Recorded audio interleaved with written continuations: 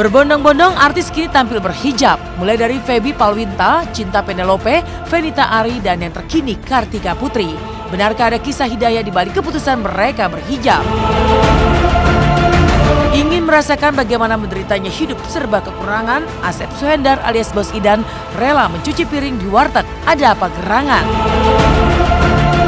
Makin seru panggung spektakuler babak top 10 Indonesian Idol. Seperti apa penampilan memukau Anne Marie dari Amerika Serikat? Jadi sepasang kekasih, Prilly Latuconsina dan Maxime Bauthier selalu terlihat kompak dan mesra. Seperti apa serunya kebersamaan mereka?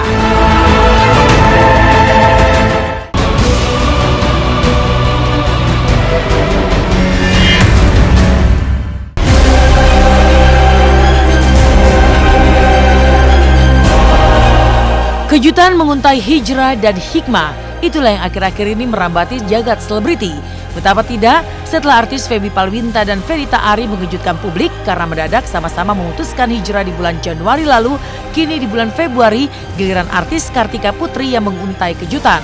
Kartika tiba-tiba saja mengumumkan resmi mengenakan hijab per tanggal 10 Februari lalu hingga konon membuat banyak pihak kaget, terutama keluarganya. Tanggal 10 baru aku memutuskan untuk berhijrah. Semua shock, keluarga shock, manajer shock. Risiko apapun itu akan aku jalanin.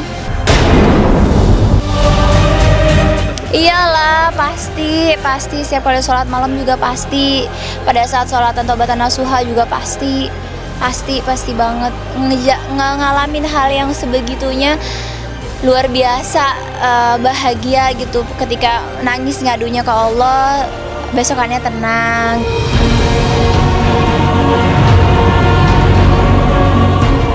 Keputusan tiba-tiba Kartika Putri tentu saja menimbulkan tanda tanya.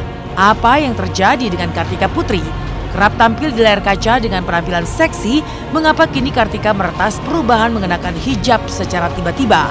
Jika artis Feby Palwinta sempat dikabarkan berhijrah mengenakan hijab karena gagal menikah dengan Baim Wong, lantas apa alasan utama Kartika merubah penampilan hingga menghapus semua foto dirinya di media sosial? Benarkah Kartika sempat mendapat mimpi telah meninggal? Sebenarnya dari setahun yang lalu tuh udah pengen berhijab. Sampai di bulan Januari awal tahun baru aku mimpi aku disolatin sama mama, ngajiin sama mama, kondisinya aku jadi mayit. Di situ aku nggak terima bahwa aku nggak mau mati dulu, nggak mau. Bangun tidur jantung berdebar-debar semenjak dari bulan Januari itu jantung nggak berhenti berdebar sampai aku ulang tahun pun tuh kayak kok nggak happy pada saat semua kumpul. Banyak orang yang bilang gitu, oh kakak pakai jilbab karena ini ya kemarin gagal ini ya gagal gitu. Sebenarnya balik lagi sih, dari awal juga aku pengennya berhijab, bukan sekarang doang pengen hijabannya. Aku sempat mimpin sesuatu, jadi aku cerita. Terus abis itu mama aku langsung bilang, emang kamu gimana? Kamu kapan mau berhijabnya? Kalau udah siap mah lanjut aja sok atuh. Maksudnya berhijab aja, jangan takut apapun. Alhamdulillah di tahun ini banyak saya lihat di layar televisi, banyak daripada teteh-teteh artis kita yang mereka sekarang ini sudah berhijab. Mungkin inilah hidayah dari Allah Subhanahu wa Ta'ala. Hidayah itu bisa datang dari mana saja, bisa dari temannya, bisa dari gurunya, atau bisa dari ketika dia jalan di jalanan itu melihat sesuatu. Oh, indah juga ya ternyata pakai hijab ini. Ya Allah, taburi aku. Ya, sejatinya hidayah bisa datang kapan saja dan lewat pintu manapun, menyentuh kalbu setiap manusia. Jika Kartika Putri dan Feby Palwinta menemukan jalan hijrah mereka lewat mimpi, maka lain halnya dengan artis Fenita Arie. Istri Arie Untung ini sempat maju mundur menguntai niat mengenakan hijab sebelum akhirnya mendapat dukungan siraman rohani dari Arie sang suami. Nah, aku pun juga awalnya juga seperti itu, memutuskan untuk berhijab bukan sesuatu yang mudah juga. Walaupun sebenarnya udah beberapa tahun yang lalu udah ada keinginan gitu, pengen berhijab. Tapi kan kadang tiba-tiba keinginan itu datang gede banget, tapi tiba-tiba juga akan hilang dengan sendirinya. Kebetulan setahun 2 tahun belakangan ini Mas Arie kan juga udah duluan lah istilahnya memperdalami lagi agamanya dia. Terus dia juga sering share juga ke saya dan juga keluarga.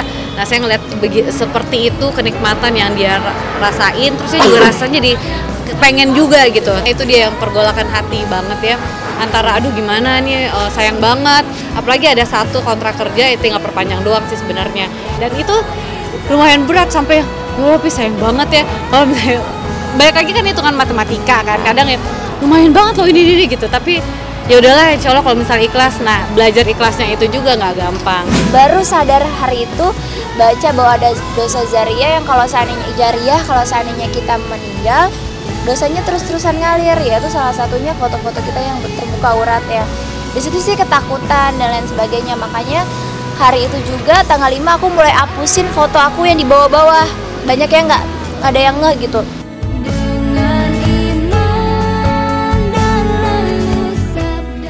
Sesaat lagi, Intens akan kembali dengan cerita mengejutkan putri Ustadz Dery Sulaiman yang kabur dari rumah tak ada kabar 2 minggu lebih, kemarin telah kembali ke rumah.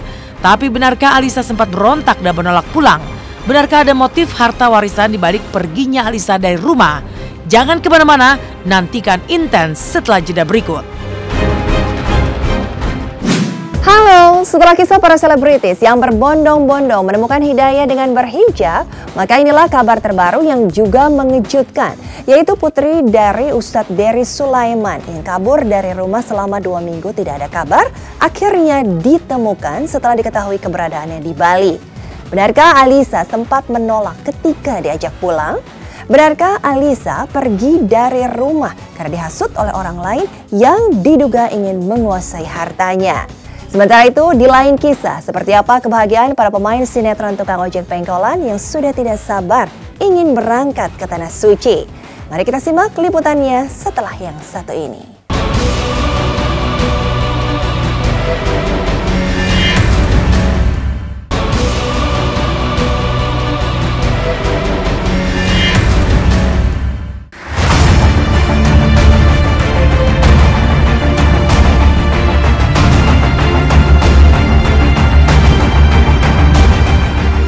Sungguh dramatis. Setelah sepanjang hari Minggu hingga Senin kemarin, sejak 2 minggu lalu pihak keluarga dan aparat kepolisian melakukan penelusuran ke sejumlah tempat di Bali, akhirnya keberadaan Alisa Spikak, putri sambung Ustadz Dery Sulaiman, berhasil ditemukan.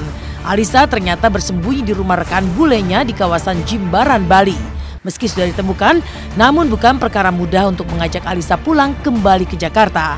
Bahkan saat ditemui, Alisa sudah tak mengenakan hijab lagi.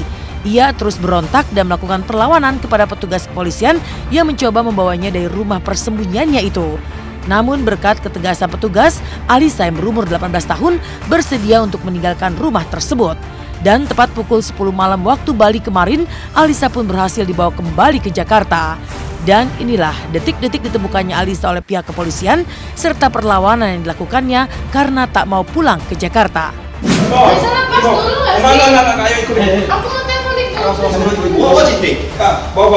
juga kalau kamu ikut aja deh, ikut nggak apa-apa. Nggak usah dipegangin, kita bisa jalan sendiri. Iya. Lepas. Ikut. Iya. Saya ini apa? Kau ikut sama saya. Iya. Kamu mau ikut? Langsung meluncur ke sini. Apa? Langsung meluncur sini. Di Puri Gading. Langsung meluncur. Masalah pulang nggak pulang yang penting. Masalah kalau kamu dibawa pulang, saya tanggung jawab. Tidak akan pulang. Kamu lihat apa? Kamu udah lihat apa? Kamu janji sama kita semua, ayo sini janji. Kami sayang sama Ade. Alhamdulillah, terima kasih kepada semua pemirsa yang sudah mendoakan anak saya untuk kembali pulang. Alhamdulillah sekarang Alisa sudah di rumah. Kami ketemukan dia di Bali, memang di Bali, dengan dibantu informasi dari teman-teman di kepolisian, memberikan informasi, cek posisi dia di sana, lalu kami segera susul di sana di Bali. Dan 5 jam saja setelah mereka cari, mereka temukan Alisa di rumah satu orang bule di kawasan Jimbaran, dan Alisa tetap nggak mau pulang. Akhirnya mereka paksa, karena 10 orang nih badan besar-besar semua kan. Ya dia di dalam rumah waktu itu dia tidak berhijab. Ketika saya tanya di pesawat, kenapa kamu nggak berhijab? Saya kan lagi dalam rumah. Kami pulang membawa Isya dan bawa ke mobil. di pertigaan jalan tuh mobil kami dihadang sama yang punya rumah bule. Nah, maka terjadilah sedikit insiden di sana, keributan, dan Alisa mau naik ke mobilnya, dia mau lari turun lagi. Akhirnya Alisa pun kami bisa amankan dan dibawa. Perlu waktu lama untuk mengajak dia pulang. Dia nggak mau pulang, nggak mau pulang, nggak mau pulang, nggak mau pulang. Saya tanya kenapa nggak mau pulang, nak? Kenapa mau pulang? Dia nggak mau lihat muka saya, nggak mau lihat muka mamanya. Benci banget. Nah, kok bisa anak jadi berubah seperti anak yang dulunya diam, pendiam, semua jadi berubah. Ternyata memang strateginya nggak bisa diinterogasi rame-rame. Nah, maka kami bertiga, saya dengan ibunya, nah, kami minta maaf, kemudian kami bisi-bisi janjikan akan berubah, kami nggak akan marah-marah lagi, kamu pulang ke Jakarta. Sampai dibilang oke, dia akan pulang. Kepulangan Alisa perlahan juga menguak tabir misteri di balik keputusan gadis remaja yang berprofesi sebagai model juga penyanyi itu kabur dari rumah. Sebelumnya Ustadz Dery yang merupakan mantan vokalis grup Medina itu menduga Alisa kabur lantaran tidak tahan dengan berbagai aturan seperti didikan keras yang ditanamkannya di rumah. Usut punya usut, ternyata kaburnya Alisa diduga dipengaruhi oleh seorang warga negara Belanda berinisial R yang merupakan mantan rekan bisnis mendiang ayah kandung Alisa yang berkeluarga negaraan Jerman. Kepada Alisa, pria Belanda tersebut mengaku mendapat mandat dari mendiang ayah kandung Alisa untuk mengurus warisan yang didapat Alisa dan saudara kembarnya. Padahal ini diduga hanyalah akal-akalan si bule Belanda untuk menghilangkan jejak hutang-hutangnya pada mendiang ayah kandung Alisa sekaligus ingin menguasai harta warisan milik Alisa dan saudara kembarnya. Lantas benarkah Alisa dan saudara kembarnya memang mendapat warisan berlimpah dari ayah kandungnya? Apa kata Ustadz Dery Sulaiman terkait harta warisan yang didapat putri sambungnya itu? Tadi hari ini diam-diam dia mulai cerita. Dia mulai cerita ternyata memang ada orang yang mempengaruhi dia untuk tetap tinggal di Bali, itu menjauhi kami. Dan ini ada hubungannya dengan almarhum ayahnya Alisa. Alisa ayahnya kan nama orang Jerman, nama Jens Spisak. Almarhum dia udah meninggal, ayahnya Alisa dia udah meninggal. Dia udah meninggal meskipun dia itu mantan daripada istri, tapi komunikasi kami baik sekali. Kenapa? Karena anaknya kembar, satu sama dia, satu sama saya. Nah, yang kembar laki-laki sama almarhum, namanya Fabian, Alisa sama saya. Jadi di rumah sakit itulah diserahkannya semua file-file amanah untuk hak anak-anaknya dia, harta anak-anak dia yang ditinggalkan, dia diwariskan semuanya untuk anak-anaknya dia. Saya lihat banyak sekali file-filenya semua, tapi barang-barangnya udah pada nggak ada, maksudnya kita nggak tahu di mana. Ini mobil ada BPKP-nya, mobil di mana nggak tahu siapa yang pakai. Ini ada hutang dari sebulan-sebulan, tapi kapan dia mau bayar, ini semua pada menghilang. Bahkan muncullah satu nama, inisial Mr. R, orang Belanda. Dia berdatang membawa surat wasiat juga. Dibilang saya yang ditunjuk untuk mengurus harta. Ternyata selama di Bali kemarin Alisa jumpa dengan orang itu. Ternyata si Fulan ini, orang yang bersangkutan ini punya hutang banyak banget sama almarhum. Dan kami punya nota hutangnya dia, ada di file itu. Jadi itu kronologisnya. Ternyata Alisa pergi ini ada agenda tersembunyi di balik ini dari orang-orang yang sebetulnya jahat sama dia.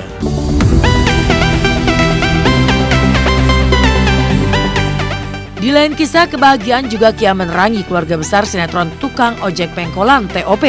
Karena jika tidak ada aral melintang, keluarga besar TOP yang terdiri dari pemain, kru, beserta keluarga mereka yang jumlahnya mencapai kurang lebih 170 orang akan berangkat umroh bersama pada tanggal 17 Februari mendatang. Dan semalam lokasi syuting TOP dihebohkan dengan keseruan pembagian koper untuk keberangkatan mereka ke Tanah Suci. Seperti inilah keseruan pembagian koper umroh ala keluarga besar TOP.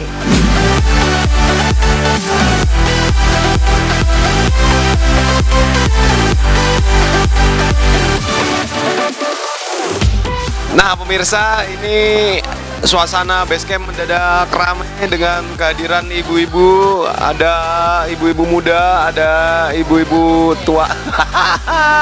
Ini pada ramai di sini nunggu koper jatah buat persiapan umroh yang insya Allah berangkat nanti tanggal 17. Ini semuanya udah ada di sini rame-rame. Umur ngambil 4. Iya. Cewek itu perempuan. Purnomo cewek 4 ya. Mas Pur berapa koper? 4. Mirsa, ini sisa koper yang harus dibagikan. Yang tadi sebagian sudah kita bagiin duluan. Udah 3 hari inilah dari tanggal 10, 11 sama 12. Jadi ada sekitar 150 lebih lah ya, hampir 160 yang dibagikan dalam 3 hari ini. Para pemain TOP pun sudah tak sabar lagi untuk bisa segera menjejakkan kaki mereka ke Tanah Suci dan menjadi tamu Allah. Lihat saja antusiasme Mas Pur dan Jono yang untuk kali pertama berumroh. Apalagi Mas Pur akan membawa kedua orang tuanya serta adik perempuannya. Sementara Jono akan berangkat bersama ibu dan juga ibu mertuanya. Aku bawa 3 koper. Ini pertama kali umroh. Waktu itu tahun kemarin sempat mau umroh nggak jadi. Akhirnya hari ini kesampaian juga bareng teman-teman keluarga besar TOP. Kita semuanya berangkat umroh. Mas tolong dibawa ke mobil ya. Ini cool. Karena aku bawa banyak koper, aku bawa tukang panggul. Kebanggaan banget, bangga banget, senang banget. Terus alhamdulillah bisa ngajak serta kedua orang tua, adik saya yang cewek. Saya bawa 2 orang tua saya, mama kandung saya dan mertua saya. Rencana berapa hari Pur katanya Pur? 10 hari. 10 hari. Kita berangkat tanggal 17, pulang 27-an. Iya. Terima kasih pemirsa udah ngikutin dan mohon doanya mudah-mudahan semuanya dilancarkan. Amin. Amin.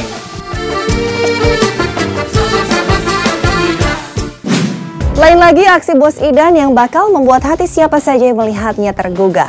Bayangkan saja Bos Idan rela bekerja mencuci piring di warung makan hanya dengan bayaran sepiring nasi. Sementara itu, trio CAI justru semakin kompak di luar lokasi syuting sinetron Dunia Terbalik. Nah, jika Oji Bajri, Tata Suryo, dan Juan Indra beraksi lengkap dengan hukuman ancaman push up, seperti apa ya seru dan lucunya kebersamaan mereka yang bergaya militer? Simak selengkapnya setelah yang satu ini.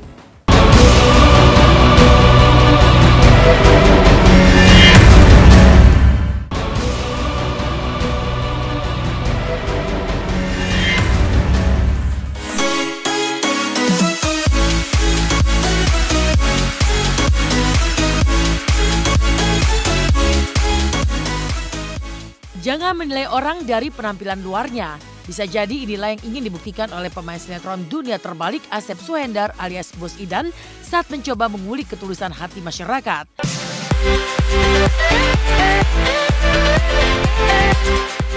Ya, Bos Idan bahkan rela melakoni pekerjaan mencuci piring kotor di sebuah warung makan pinggir jalan dengan hanya mendapat bayaran nasi bungkus. Asep pun menyamar lengkap dengan baju yang robek dan sandal jepit. Alhasil tak ada yang mengenal dirinya sebagai seorang artis.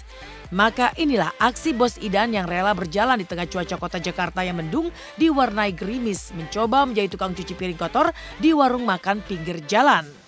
Ini bukan mengemis atau meminta-minta, cuman melihat kepedulian masyarakat masih care nggak sih?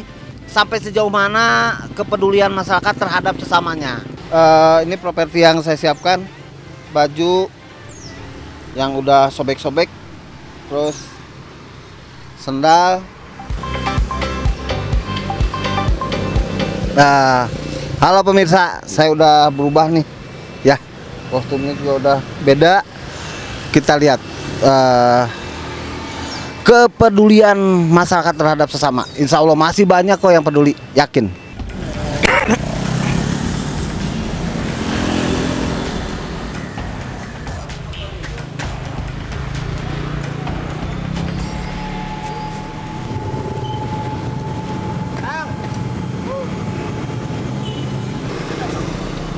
Bu, saya boleh makan nggak Bu? Nanti cuci piring, gantinya cuci piring. Pakai daun aja ya. Boleh Bu.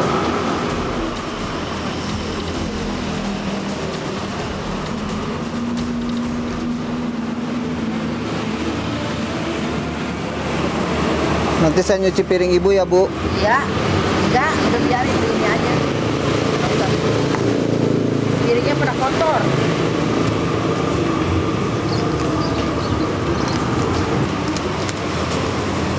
Makasih ya Bu. Iya dan bawa dan.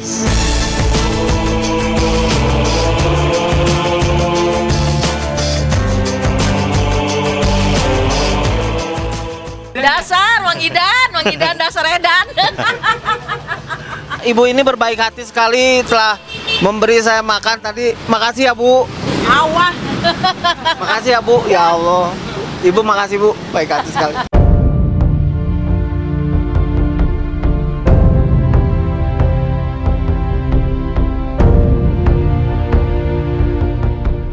Sedih banget, terharu banget Ibu berjualan nasi tapi masih peduli ke sesama. Itu luar biasa sekali ya. Ini patut dicontoh nih pemirsa nih Ibu, ya Bu ya. Ya terharu banget lah ngelihat kondisi si Ibu yang kita lihat jualannya, jualan nasi uduk gitu loh, yang berapa sih keuntungannya kalau misalnya dibandingin dengan pekerja kantor ataupun apa, tapi dia dengan tulus masih mau membantu sesamanya. Itu sangat luar biasa sekali dan ini patut kita contoh gitu ya. Mudah-mudahan saya yakin saudara-saudara saya di luar sana, pemirsa Inten pun akan selalu peduli terhadap sesama.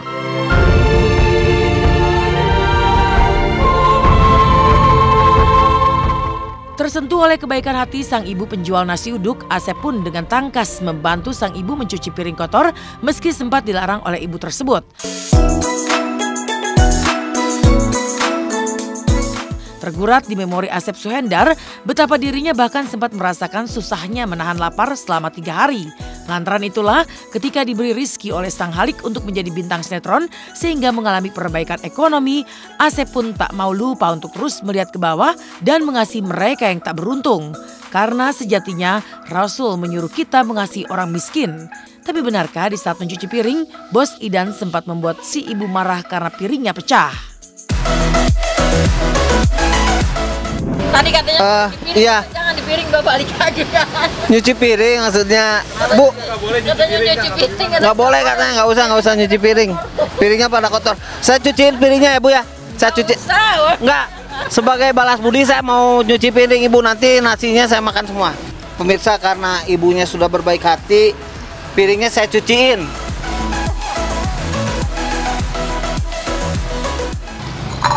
Saya cuciin piringnya.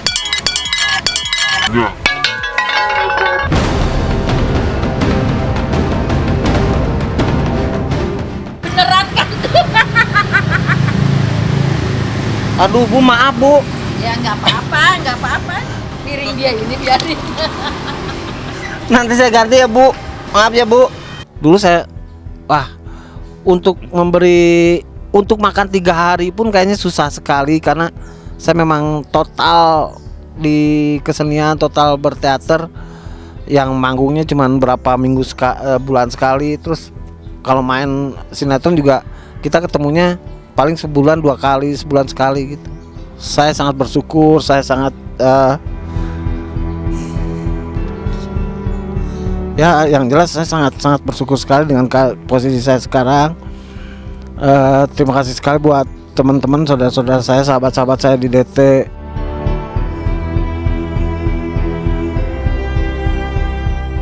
Sementara itu di lokasi syuting Dunia Terbalik, trio CAI, Juan Indra, Tata Suryo, dan Ozi Bazri justru sedang seru mengisi waktu break syuting dengan aksi kocak mereka.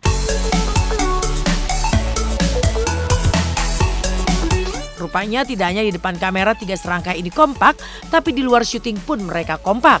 Buktinya sama-sama keluar lokasi syuting untuk mencari makan, mereka pun kompak ingin menjajal menu unik sate kelinci. Sebuah menu yang uniknya membuat Ozi, Juan, dan Tata terlibat aksi seru dan mengulik tawa seperti berikut ini. Halo pemirsa Instans. Sekarang kita lagi nunggu naskah ya. Sambil nunggu naskah kita mau wisata kuliner dulu nih. Biasanya nongkrong bareng, jadi kita cari yang enak-enak dan yang unik-unik. Nah, dengar dari teman-teman di lokasi katanya ada sate kelinci nih enak di sini. Kita coba ya. Ayo ikutin. Yuk. Ikut.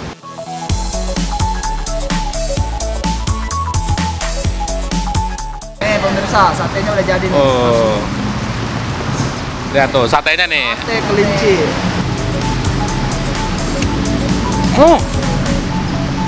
Yakin banget. Komandan? Hah? Kan ulang tahun. Oh iya, Komandan.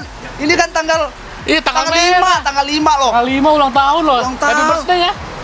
Wah lu bener-bener lu. Yang gue yang kena deh. Di Jakarta nggak ada yang gratis. Pemirsa, duit Iro tinggal 2.000. Hah? Pak, cukup nggak Pak? Pesennya banyak banget lagi. Tuh cukup lah katanya. Kan kita CS, Komandan. Iya, Komandan tambahin. Tapi lu jangan gitu juga, Rod. Hah? Lu mesennya banyak banget, bayarnya cuma 2.000. Ya kita kan anak buah, Komandan yang bayar. Gemuk lu, belain siapa sih lu? Oke, saya bayarin. Tapi push up dulu lah 10 kali lah. Ntar saya bayarin. Ya, itu bukan push up-nya intelijen. Saya nggak bisa contohin. Agen 01, Agen 02. Siap, 01 Komandan. Kita kembali ke ring 1. Siap, 01 Komandan. Sebelum itu kita permisi kepada pemirsa Intens. Siap, 01 Komandan. Siap, 01 Komandan. Ya, pemirsa Intens. Udah ngikutin kegiatan kita sehari-hari ya tadi ya. Udah nemenin dia sendiri makan. Tetap nonton Dunia Terbalik ya. Setiap hari di RCTI. Oke. Setelah ini Intens masih akan kembali dengan keseruan panggung spektakuler Top 10 Indonesian Idol dan juga penampilan Anne Marie, penyanyi muda dari Inggris yang tengah naik daun. Seperti apa serunya? Simak terus Intens, kami akan kembali sesaat lagi.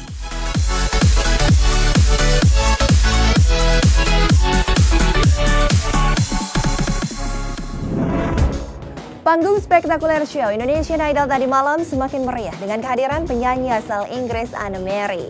Selain itu, seperti apa panas dan keseruan di balik babak 10 besar Indonesian Idol yang berlangsung tadi malam? Simak ulasannya lengkap dengan kisah romantis dari Prilly Latuconsina dan Maxime Botier usai jeda pariwara berikut ini.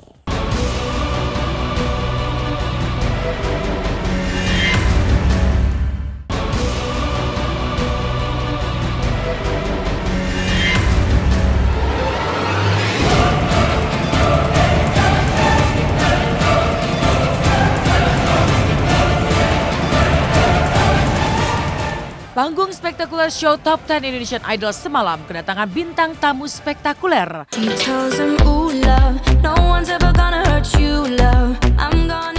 Anne Marie, penyanyi muda asal Inggris, peraih penghargaan 1 Diamond dan 26 Platinum lewat single Rockabye, mengguncang panggung spektakuler show lewat 2 single andalannya mendunia, Rockabye dan Friends. Kelima dewan juri dan penonton di studio bahkan ikut bergoyang bersama Anne yang mengaku sempat gugup lantaran baru pertama kali tampil secara khusus di acara televisi. Dan seperti inilah penampilan spektakuler Anne Marie. She works the nights by the water. She's gone astray, so far away from her father's daughter. She just wants a life for a baby, all on her own. No one will come, she's got to save him. Daily struggle. She tells him, ooh, love, no one's ever gonna hurt you, love. I'm gonna give you all of my love. Nobody matters like you. Stay up there. Rockabye, baby, don't you cry. Rockabye.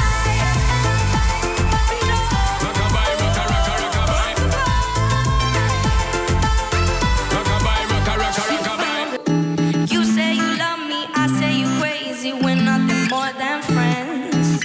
You're not my lover, more like a brother. I know you since we were like 10. Yeah, don't mess it up, talking at ears. Only gonna push me away, that's it. When you say you love me, that made me crazy. Here we go again. Don't go look at me with that look in your eye. You really ain't going away without a fight. Sekarang kita langsung ngobrol langsung ke musiknya Anne aja ya. Dan Rockabye itu adalah rekor ya selama 22 tahun di UK Top Chart.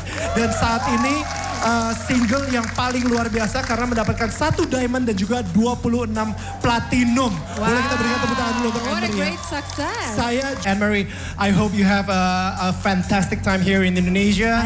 Thank you so much again. One more time, it's such an honor for us, for you to come here. Thank you so much. Boleh kita berikan tepuk tangan sekali lagi untuk Anne Marie. One more time. It's the first time I'm going to be doing it on TV, so I'm pretty nervous. But yeah, it's going to be good. I'm excited. I can't wait. Drink hot drinks, warm up. just the normal things really. I get really nervous, so I'll try and calm down a little bit. But yeah.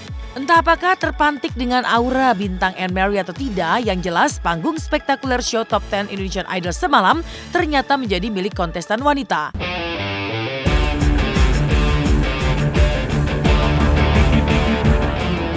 Karena dari 10 kontestan yang tampil, 5 posisi aman untuk sementara diduduki oleh Marion, Ayu, Joan, Maria, dan Ghea. Sementara 5 posisi tidak aman ditempati Jody, Chandra, Kevin, Abdul, dan Glenn.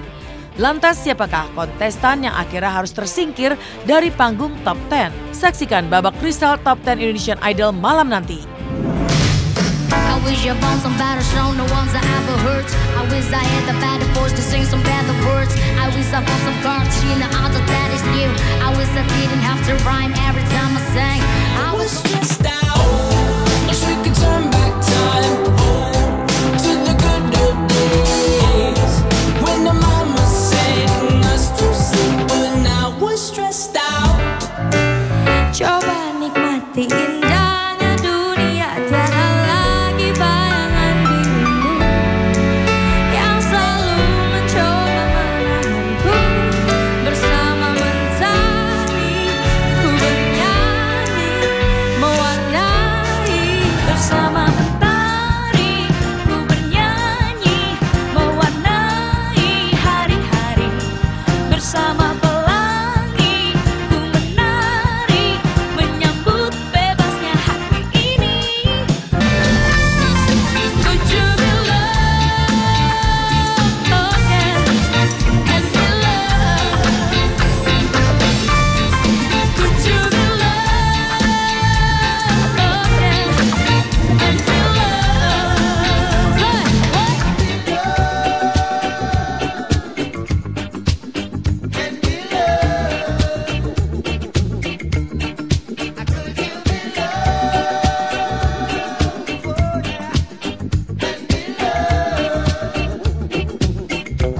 finalis dengan perolehan voting tertinggi. Artinya, kelima finalis tersebut berada di posisi aman malam ini saja. Karena ini adalah hasil sementara pada malam ini. Maria dan Joan, kalian aman. Ghea dan Marion, kalian aman. Ayu, kamu aman. Sampai detik ini belum ada patternnya ya. Semua masih bisa naik, semua masih bisa turun. Ada beberapa star, cuma masalahnya sekarang itu karena udah sering banget kita lihat ada di TV, 1 minggu 2 kali mereka nyanyi, jadi tendensi orang bisa bosen karena penampilannya seperti itu terus tuh ada gitu.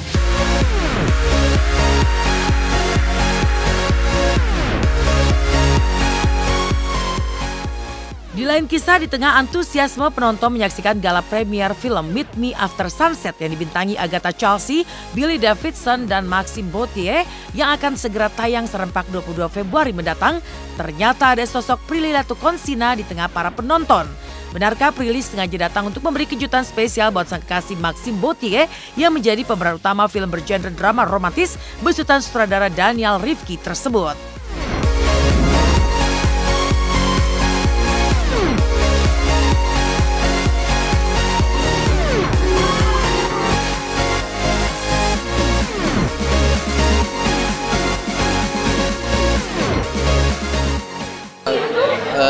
Gimana? Kamu janjian ya sama aku untuk nonton film? Enggak, aku emang datang untuk seperti yang nggak janjian-janjian. Aslinya lebih dewasa kan? Aslinya gimana ya? Enggak, kayaknya nanti dia bisikin ke aku. Enggak yang kayak di sinetron-sinetron yang ngasih bunga dan ngasih segala macam, bukan kayak gitu tipenya, tapi kayak apa ya, cukup dia selalu bilang aku cantik. Kita emang jalanin aja dan kayak temen juga, kita santai banget. And you know, saling enggak itu terlalu ini malu aku.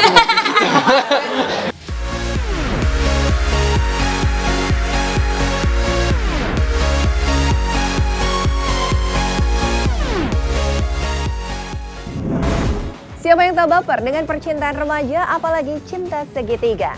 Ada Bagas dan Vino yang sama-sama mencintai gadis. Seperti apa ya kisah cinta mereka?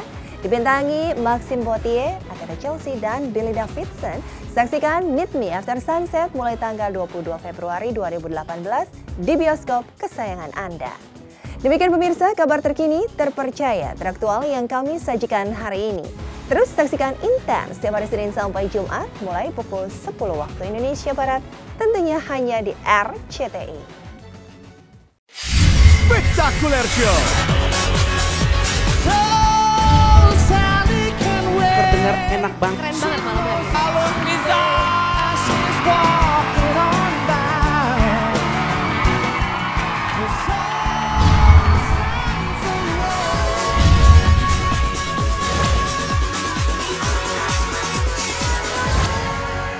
Kamu bisa terkenal bareng keluarga. Family Superstar. Usia minimal 13 tahun. Bisa nyanyi duet bareng papa, mama, kakek, atau nenek. Kita langsung ke gedung aneks RCTI lantai 1. Raih hadiah ratusan juta rupiah.